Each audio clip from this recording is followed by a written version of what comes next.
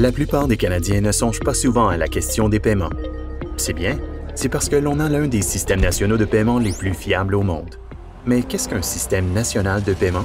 En quelques mots, c'est l'ensemble des infrastructures et des règles qui relient les fournisseurs de services de traitement des paiements et les institutions financières.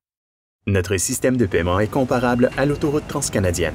Il se compose d'infrastructures, routes et ponts, et de règles, limites de vitesse et véhicules autorisés.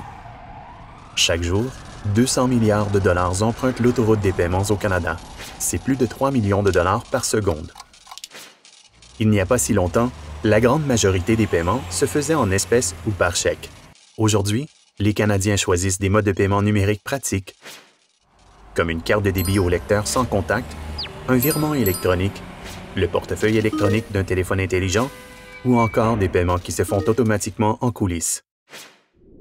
Alors, qu'est-ce qui motive tout ce changement?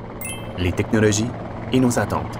Une nouvelle ère du multicommerce s'amorce. De plus en plus, on s'attend à pouvoir acheter ce que l'on veut, n'importe où et n'importe quand. Le paiement devrait être simple, facile et rapide. Et l'on veut que les opérations internationales ou transfrontalières soient aussi simples que les opérations au pays. Pourtant, il n'est pas facile de répondre à ces attentes. Les développeurs, les organismes de réglementation et les institutions financières membres doivent s'unir pour offrir une sécurité à toute épreuve, peu importe le type de paiement.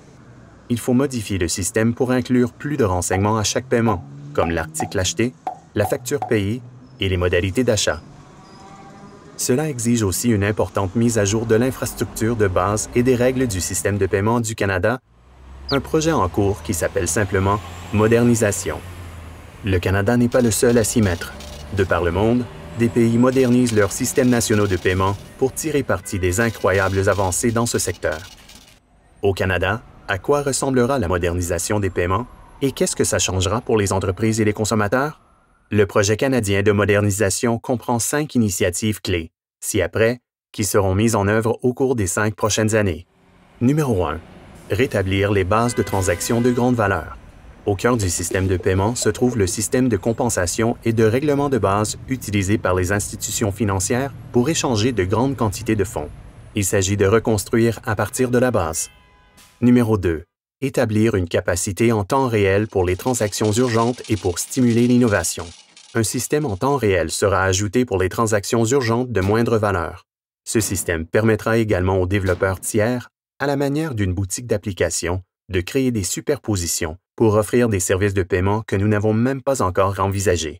Créer une infrastructure de paiement par lot et de transferts automatisés de fonds, ou TAF, améliorée.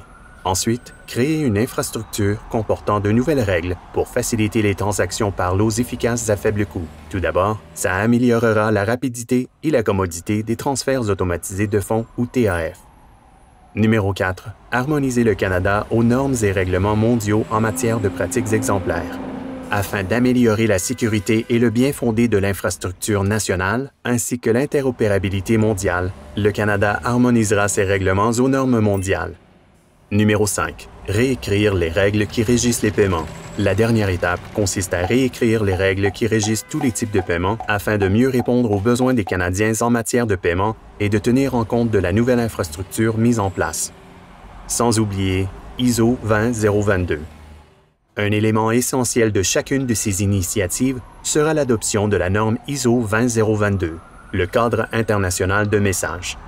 ISO 20022 tient compte des importants besoins de renseignement du futur système de paiement, facilite l'intégration des paiements aux nouveaux services et au commerce intérieur et international aisément. Jusqu'ici, 30 pays, notamment les États-Unis, des pays de la zone euro et le Japon, ont adopté ou comptent adopter la norme ISO 20022. Le Canada travaille fort à préserver sa position d'innovateur et de chef de file mondial dans le secteur des paiements.